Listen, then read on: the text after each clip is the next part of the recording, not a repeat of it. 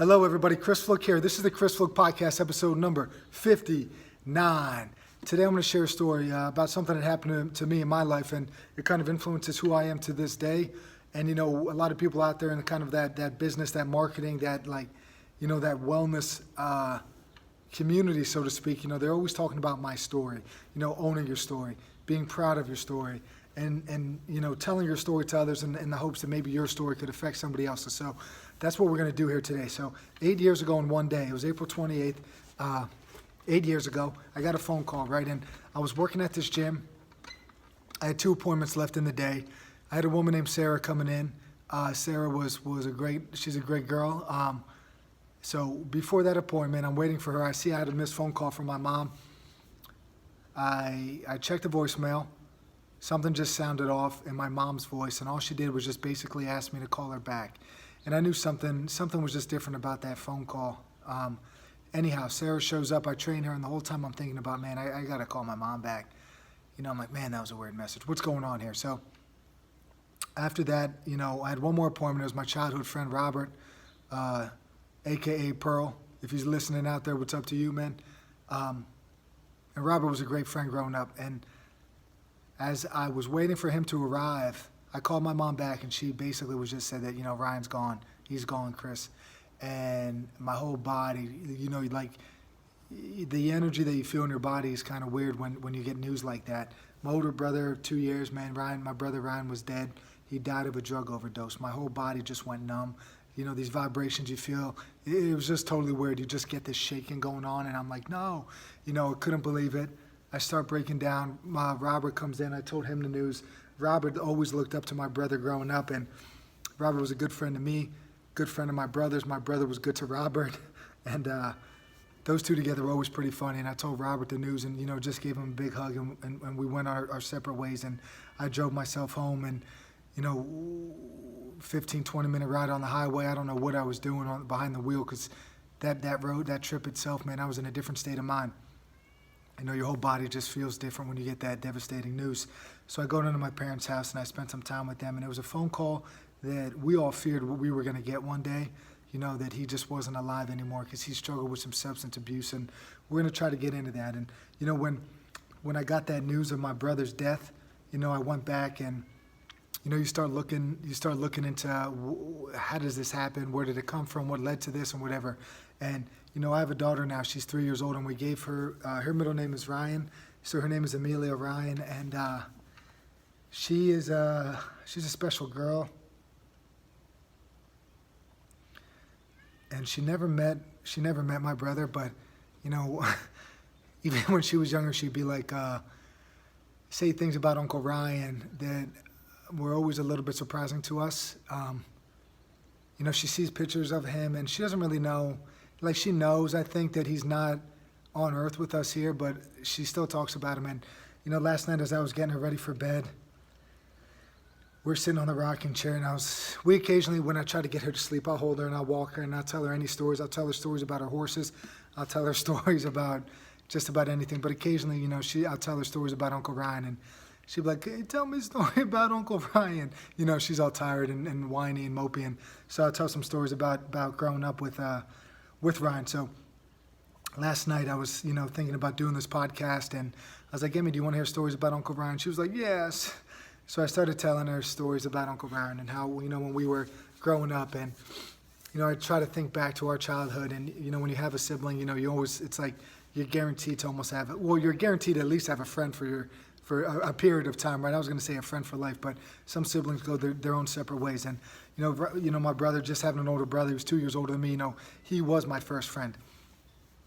And we did a lot of stuff over the years. You know, you think back to all those times we had, you see the pictures of us, you know, growing up. And as I was sharing some of these stories with Emmy, you know, we always played the sports outside, but then I was even thinking back a little bit deeper. And, you know, there was times where, you know, we would share a bedroom. You know, my brother would have some loft beds, and he'd be on one. Sometimes he would sleep up top, I'd be on the bottom. Sometimes we'd share a bed. Sometimes, you know, I'd be in my own room, and we'd have walkie-talkies. You know, we were always kind of talking to each other and always had each other's back.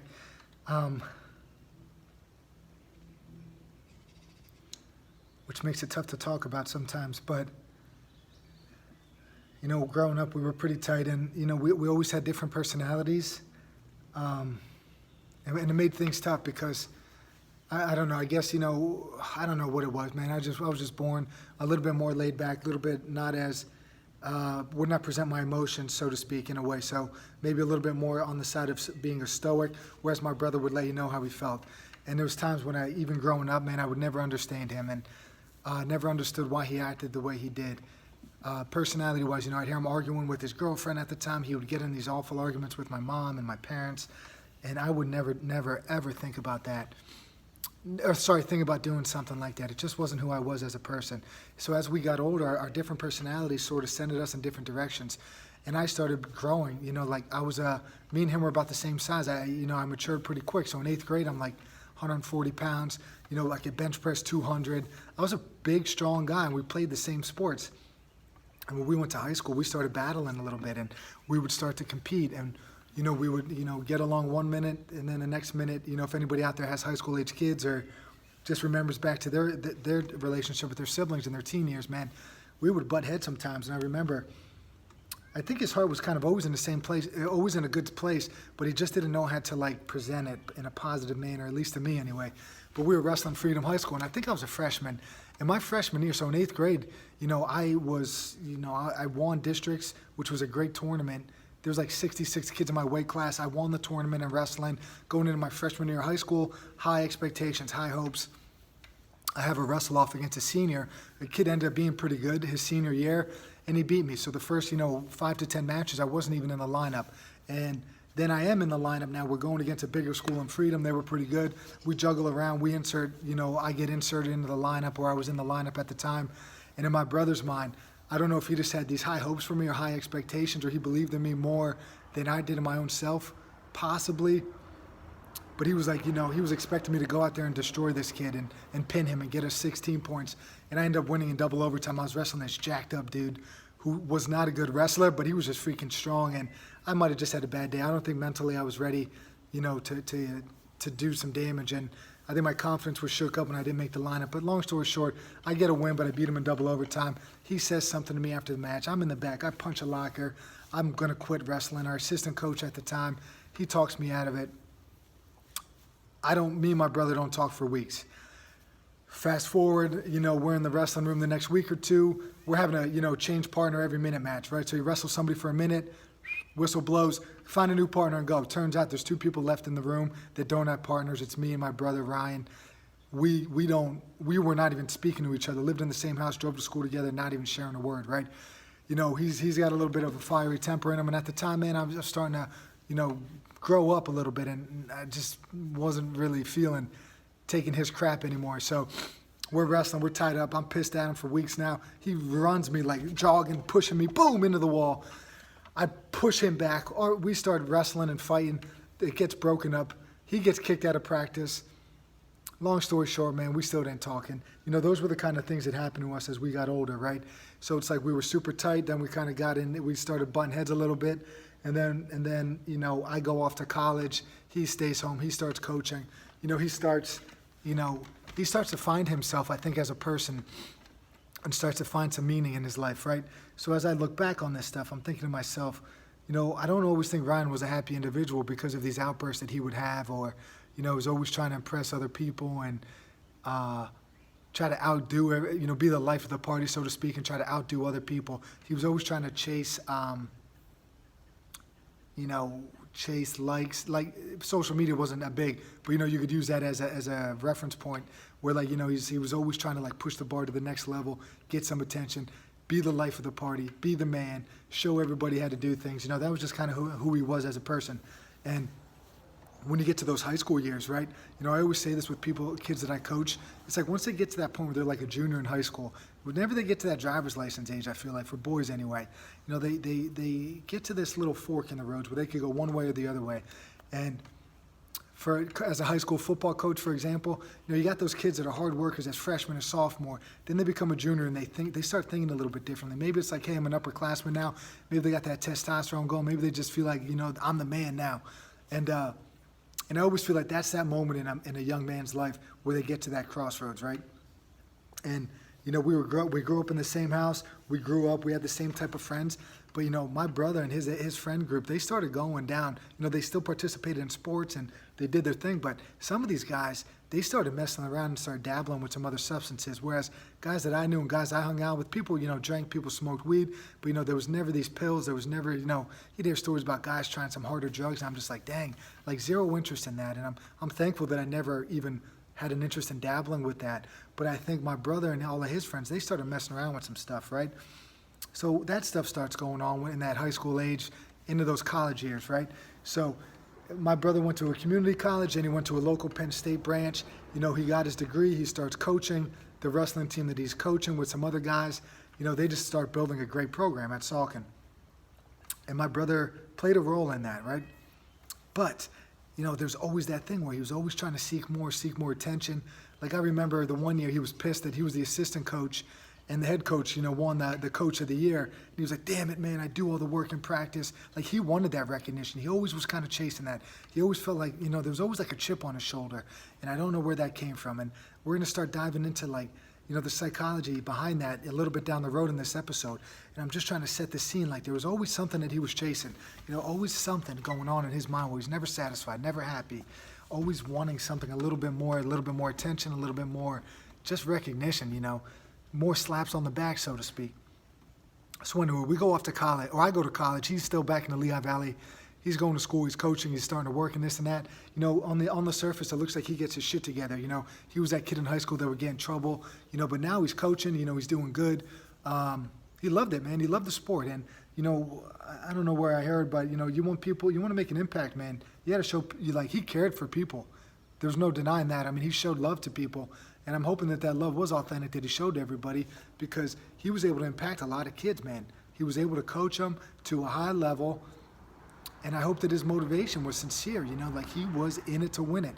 No doubt about it. And he pushed the kids, and we worked hard, and he was able to be a good coach. And, man, a lot of people in the community were like, wow, Ryan really got his stuff together. You know, they remember that kid who was in high school that was getting team points taken away for pushing kids and all this other stuff. He was always a little fiery.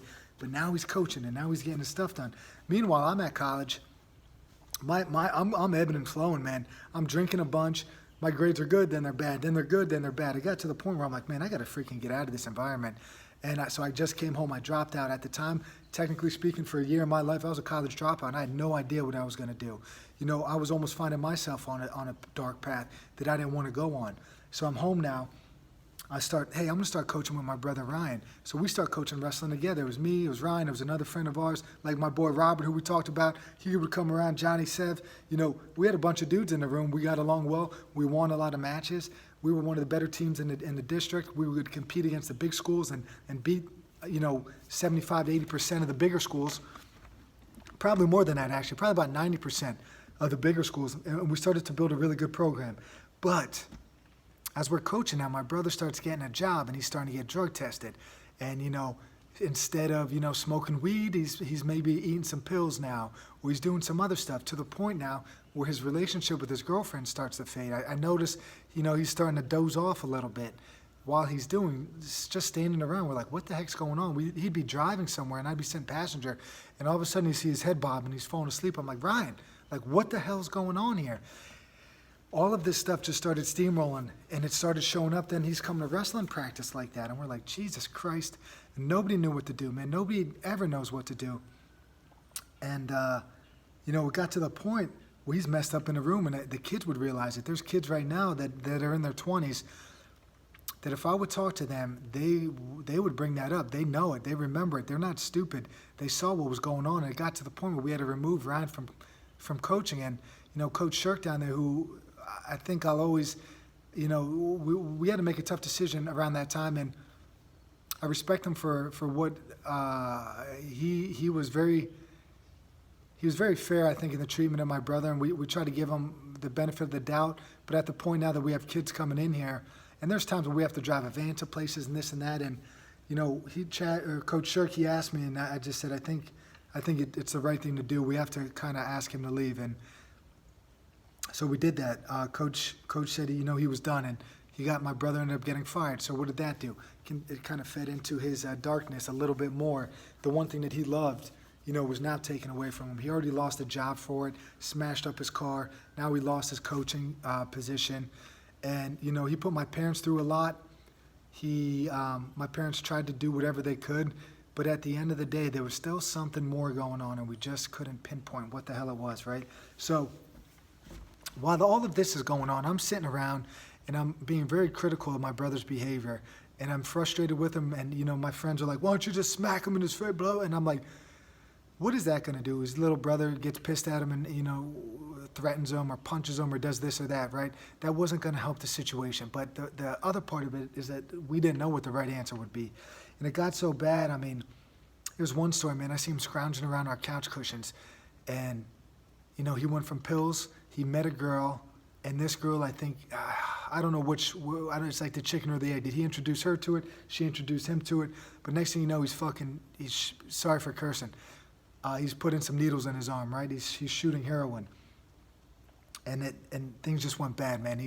There was a time he's searching his couch cushions, and, you know, like you see this stuff in movies or you hear about, you know, celebrities, you know, down and out on their luck, right? And you start thinking like, man, what a bum, what a dirtbag. You know, you hear people call drug addicts scumbags. You know, these terrible terms. And I had these thoughts going through my head while I'm, you know, sitting there drinking beers on the weekends with my brother and friends, right?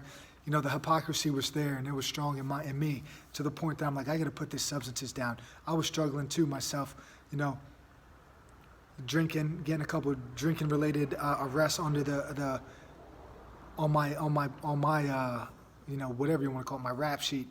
I started looking in the mirror and like, you know what, I got to put this stuff down, and I got to start taking life serious. And during this stuff, you know, my brother's hitting rock bottom, and then he's hitting rock bottom again, and he's hitting rock bottom again, and we're like, man, one of these days there's no coming out of this. And there was a time he's searching the couch cushions, scrounging around looking for money, and I'm like, Ryan, what is going on, man? And he's like, I need help, and, you know, he was just a sad, broken individual, and it broke my heart. You know, you go from anger, you go to not having answers, you know, felt like a hypocrite. And then just total sadness for an individual that at that moment in his life, he was just so weak that he couldn't even live, man. He was so, like, there was no possible way he could look at himself in the mirror and be a proud individual, you know, to the point where he's looking in his couch cushions for money so he could potentially go out and buy more drugs, right? And so I took him to the emergency room, and I think, you know, at the time, I think he was just looking to get some drugs, and they gave it to him. The hospital gave it to him, whatever he needed, you know, out of fear of a withdrawal situation. Maybe they gave him some stuff. I drove him to a rehab center in Shippensburg, and I don't remember how long he was there, but it wasn't long enough, right? And this wasn't the first rehab he's been to. My parents took him to places. He put my parents through a lot more than he put me through. My mom and my dad, probably 10 times more. There's stories that I don't even know about, probably, that they tried to do and tried to help him and all this other stuff. And at the end of the day, there was just something going on there that just didn't help. And, you know, I remember Ryan would talk about things like, oh, I just want to move. I just want to do that. And, you know, I think there's two factors when you start to deal with addiction and you deal with mental health. And I think it's your environment, and I think it's some sort of psychological, you know, some pre-existing psychological co-occurring psychological disorder, so to speak. You know, I don't just think that, you know, this person is born a certain way. They might be more inclined to dabble with drugs, say, but I just, you know, I remember reading from, you know, college professors, like, there's nothing that shows up on a brain scan like Parkinson's would when it comes to addiction. You know, it's not that the addicted brain is a sick brain, so to speak. It's a brain that goes that way. It's not born that way, you know. Just, you know, being an addict, you know, it's like there was this victim mindset that went on with my brother that just kept him in that hole. You know, he didn't feel like he was a winner in anything. He felt like a failure.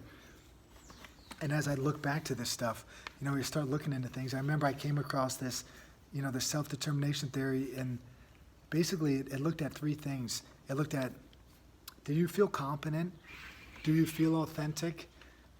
And do you feel connected? And I think the drug addict, in the addict's brain there, they don't feel confident because they have that victim mentality. They feel like a failure because all they're doing is just repeating awful behavior over and over again, and they can't seem to get themselves out of it. So right there's checkbox number one. They feel incompetent.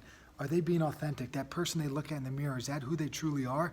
They know my brother was not that person, right? It's just something that sent him on that path. And he wasn't able to get himself out of that path. That slope is a slippery one. And my brother wasn't able to pull himself out of that thing, no matter how hard he tried and no matter how hard he wanted it. That wasn't who he was. That wasn't his authentic, that wasn't his true being. That wasn't his true self. All of the people that knew him, all of the loved ones, they could speak on who the person he was, man.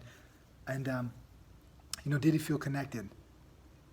I don't think you could, you talk about things like community, and you're almost ostracized when you become an addict. Your friends start, because the addict, does things that are harmful to his loved ones, right? It's like, who do people harm first? The ones that are the closest to him.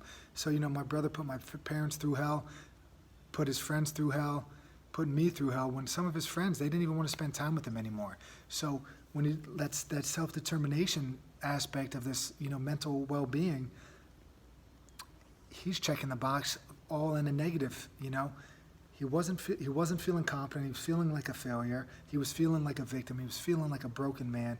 He wasn't authentic. It wasn't his true self. He wasn't living the life that he wanted to be living, and he didn't feel connected.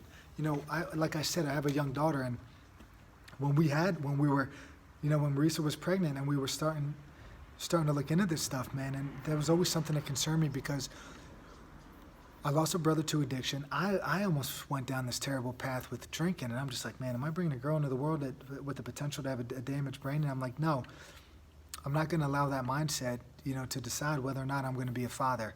And we had a little girl, and we tried to make her feel part of us, part of a community, let her know that, she is connected. She slept in our bed. She still sleeps in our bed when she wants to.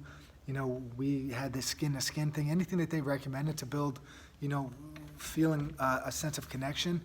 That's what we did. I mean, it's like a three-man wolf pack, man, and we roll together, all three of us always, and she's a part of who we are. And we want her to know that she always has somebody that has her back, and we don't spoil her and we don't coddle her. We just want her to feel loved and connected. And that thing, in my mind, that happens at a young age. And now we're seeing a large percentage of kids struggling with depression. I heard a man say 70% of high school kids think about, suicide, right? 70% of high school kids. And when I start talking about connection and feeling connected, it starts in the womb. It starts when they're infants. It starts as they continue to grow older. And, parents and family and everybody, we have to be there for the kids, man, because that's what our future is here. And a lot of stuff, being in isolation this past year, we're going to see the effects of this 5, 10, 15 years down the road with the way that these kids develop, man. So as a parent, as a coach, as something, try to reach everybody and try to be connected with everybody. And it starts at a young age, right? Sorry, went on a little side rant there. So going back to this stuff, I'm thinking, what happened to him? How did this happen? What led my brother down this path? And at the end of the day, we don't know exactly, right? There's decisions that are made, and like that snowball, that compounding effect, one decision led to another, that led to another, that led to another. At first, I thought it was like, oh, maybe weed's that gateway drug, but it's like, I don't think that's the case at all. There's more factors that go into drug addiction than just saying, this person has a addicted brain, there's nothing they could do about it. Or, you start drinking, then it's weed, next thing you know, it's coke, next thing it's heroin. It's like, no. Thousands and millions of people probably that drank, that did smoked weed, but never did anything harder than that, right? So it's like at some point we make these decisions, and if we're not in a good state of mind, if it's at the wrong time, some of these decisions we make can send us down a path that we don't want to go on. So all of these questions, I'm asking myself, why? How did this happen? And, like I said, man, I always thought there was more to addiction than just someone being weak or, born that way. And after my brother's death, I personally had a choice to make. Do you wallow in this thing, or do you try to find out and try to make whatever you can out of the terrible situation that you're dealt? My parents were there for me. The day that I got the phone call, I went out there and I met up with some of my friends, and we all went out, and some of my brother's friends, and we enjoyed some time together. And I think we just talked and were there, and that was that. And I think they just did it more for me than anybody, really. They were obviously heartbroken too. And then, having somebody like Marisa who, I don't know how long it took, but she spent her nights, and it could have even been weeks, just kind of tending to me because I needed it. And even since that point, like, you know, you get to this anniversary, man. I remember a year or two after my brother died, and I had to go to the doctor because my heart just hurt for weeks, and my blood pressure was like 160 over 90 something. Like, I don't know what was going on. And, you know, just like every year, and when you get to that anniversary mark, it's like something in my body I felt like knew that year anniversary was coming. And it wasn't like I was consciously thinking about it. Maybe I was, I don't know, but like something always happened. And there's been a few times over these past couple of years that I tried really, like, you try to stay on this path that doesn't put you down into this like terrible spiral. And, you know, having Marisa around to keep me on the straight and narrow, even when I try to throw it all away and, like, you know, to go in self-destruct mode sometimes, has been super helpful. And I appreciate everything that she's done, because those first couple of days afterwards, they were not good days. And I remember, you know, you think about it, there's this incredible book called Gates of Fire. And it talks about the Battle of Thermopylae, right? 300 Spartans go there, and, you know, they start talking about why those 300 men were chosen to go there. One was that they were all sires, which means they had, you know, they had offspring to continue their family name. They all had a male they all had a male in their family. Basically, that battle at the 300, you know, at Thermopylae, it was a suicide mission. So they chose men that had males in their family, right?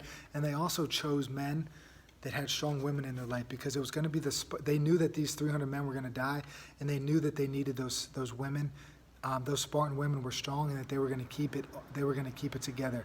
And you read that book, Gates of Fire by Stephen Pressfield, and you know, towards the end of that book, it talks about that, and it talks about the strength of women, and they were going to be the reason. They were going to be able to bring the Spartan spirit back, and to not let, you know, you know, the Persians take over the world. And I think back to those moments, man, and my mom displayed some incredible strength during that time.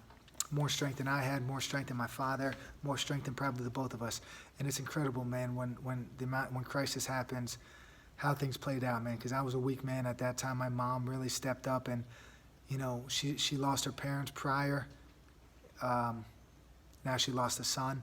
And it was a lot for her, but she held firm and did a lot for us. And so I just have to make sure that she knows that didn't go unrecognized, you know? Anyhow, where the hell was I? So, back to the addicted brain, right? Years pass. I get over this a little bit. Not over the loss of a loved one, but I get past this thought of, like, you know, this is, you know, my brother, you know, he was, you know, you see like DMX, a rapper from my childhood, just died, and, you know, you see people comment, people will never learn, man, they'll just never learn. And that's not the right answer, man. Nobody wakes up, nobody's 20 years old and like, hey, I'm gonna grow up and be a fucking heroin addict. Sorry for cursing again, damn it. I'm gonna grow up and be addicted to coke, and I'm gonna grow up and, you know, throw my life away. And, you know, the sad part of all this, the addict, man, they all died the same way, man. They all died by themselves somewhere. You know, maybe it's in a bathroom, maybe it's in a gutter, maybe it's in an alleyway. But, you know, they die alone, and it's sad. And I sometimes, man, I had these terrible thoughts that when my brother died, those last moments of his life, like, what would, you know, no, the helplessness that one must feel right before death. I would have these dreams and these like terrible thoughts that kept me up at night. And, you know, so anyway, this is what I'm saying about the addicted brain, right? I think we need to shift our mindsets as a community and as individuals. You know, you don't just say, they'll never learn, they'll never learn, they'll never learn. I think there's two factors that go into this, right? We need to, number one, enrich their environment. My brother thought, you know, moving to a different state was going to fix it, right? It doesn't. Changing the environment's not going to fix it if there's a co-occurring psychological disorder going on there, right? If somebody's depressed, if somebody's sad. I start looking back at my brother prior to these addicted years, and I'm just like, he wasn't happy, man. It was all, everything seemed to be on the surface with him, and he seemed to be hurting on the inside. And at the time, I didn't know why or what led to it, but I just knew that looking back on it, I understood it. He acted out in a certain way. And, you know, being a parent now, it's like, what happens when your kid acts out? They're looking for attention. And my brother, he had a tendency to act out. And thinking back now, it was some sort of just attention-seeking behavior that he was looking for. Sorry, I thought somebody was coming in here. And now we go back with this stuff, right? So we need to enrich the environment, and we need to treat whatever's going on in that addicted brain, because there's been research, you know, Carl Hart, and in the book Tribe, they touch on some of these things, right? Where it's like, if you give people an opportunity, you know, you hear about the rat study that, you know, I'm putting this in a nutshell, and it could be not, this is me paraphrasing this study, right? You put a rat in a cage, it has water and it has cocaine water, right? It's gonna go to that cocaine water to the point that it kills itself. But if you put some mates in that same cage, if you give that rat stuff to play with, if you give them a wheel to spin on, it's not always going to choose the cocaine. It's going to potentially go choose something else. So when we need to enrich somebody's environment, we need to let them know that they have opportunities, that there is alternatives out there. We need to almost give these individuals a sense of purpose. You know, I heard another guy, his name was Bernie Siegel, and he was saying, you know, they looked at some people in a senior citizen home, and they gave them a plane just to tend to, and these people lived 5 to 7 years longer. Why? Because they had something to take care of, and it gave them purpose. So as an individual, we need to let them know that you do have some alternatives out there, and when people know that there's options out there, they just might make a rational decision if that alternative is attractive enough, right? So there's that study. Carl Hart did this research on people with crack, and then he replicated it with meth, where he would give them a financial incentive. Hey, we'll give you crack for $5. I'll choose the crack. We'll give you crack for 100. I'll take the 100. You know, when there was an alternative, and if it was attractive enough, the addict chose the other option, right? So that's one thing. You know, in the book Tribe, they talk about people in Vietnam, soldiers, right? Prior to the war, 1% of these individuals were addicted to, say, an opioid, right? While in Vietnam, half of these people used opioids. 20% became addicted. They all returned home. 8 to 12 months later, that number returned to 1%, right? It almost went back to the norm.